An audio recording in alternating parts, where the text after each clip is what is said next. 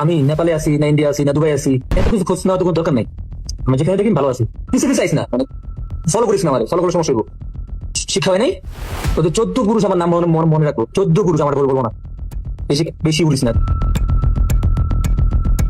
ফয়সাল ওরফে দাউদ ইনকিলাব মঞ্চের মুখপাত্র ওসমান হাদির মৃত্যুতে সামাজিক যোগাযোগ মাধ্যমে যে নামটি বেশ আলোচিত সমালোচিত।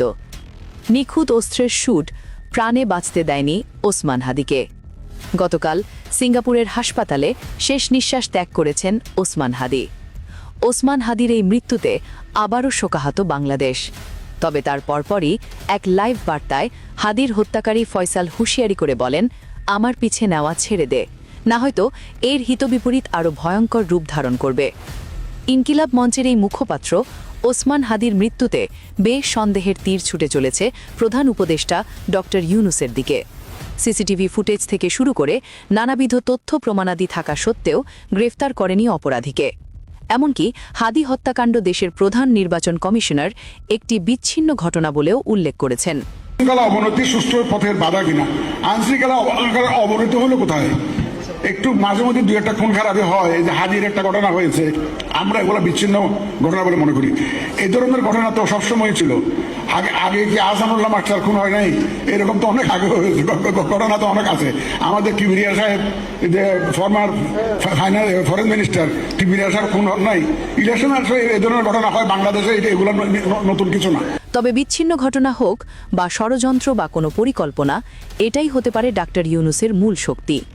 দেশেরই অরাজকতা পরিস্থিতি একমাত্র দেশের নির্বাচনকে পিছিয়ে দিতে পারে, পারে দেশের সার্বভৌমত্বকে বিনষ্ট করতে, এছাড়াও দেশের গণতন্ত্রকে ধ্বংস করতে। এটা পরিকল্পিতভাবে নির্বাচন পেছানোর এবং গণতান্ত্রিক যাত্রাকে বাধাগ্রস্ত করার একটা কৌশল বলে আমরা মনে করি। আমরা এর তীব্র নিন্দা জানাই এবং সরকারকে অনুরোধ করব যেন সকল ধরনের কঠোর আইনানুগ ব্যবস্থা গ্রহণ করে। তবে এখানে সরকার একটু সমালোচনা করতে চাই। এটা আন্দাজ করা উচিত ছিল, ইন্টেলিজেন্স রিপোর্ট থাকা উচিত ছিল এবং প্রিকশনারি মেজার্স হিসাবে আগের থেকে এটার ব্যবস্থা নেওয়া উচিত ছিল। বিশেষ করে কয়েকটা টার্গেট প্লেস তারা ঠিক করেছে আগের থেকে, এগুলো আমরা দেখেছি এবং এগুলোর মধ্যে দিয়ে সারা দেশে একটা অরাজক পরিস্থিতি সৃষ্টি করে নির্বাচনকে বাধাগ্রস্ত করা যায় কিনা সেটার একটা পরিকল্পনা বা অপকৌশলের কোনো বিষয় আছে কিনা সেটা খতিয়ে দেখা দরকার। আইন শৃঙ্খলা বাহিনীকে দুর্বল বানিয়ে এই দেশকে বহির্রাষ্ট্র অর্থাৎ আন্তর্জাতিক মহলে একটি জঙ্গি রাষ্ট্রতে রূপান্তরিত করা। ষড়যন্ত্রকৃতভাবে হাদির মৃত্যুতে গতকাল রাতভর দেশের বিভিন্ন জায়গায় ভাঙচুর, লুটপাট, এমনকি আগুন জ্বালিয়ে দেওয়ার মতো ঘটনা ঘটেছে। নেই দেশের কোনো আইন শৃঙ্খলা, তৈরি হচ্ছে মবের সৃষ্টি, তুচ্ছ তাচ্ছিল্য হচ্ছে দেশের প্রশাসন।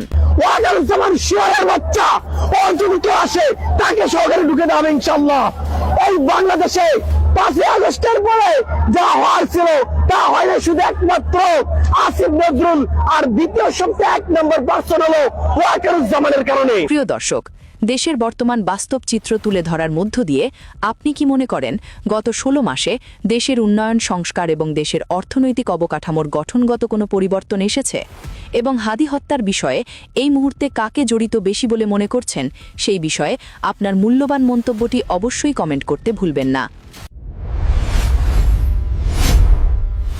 Barrister M A Gani.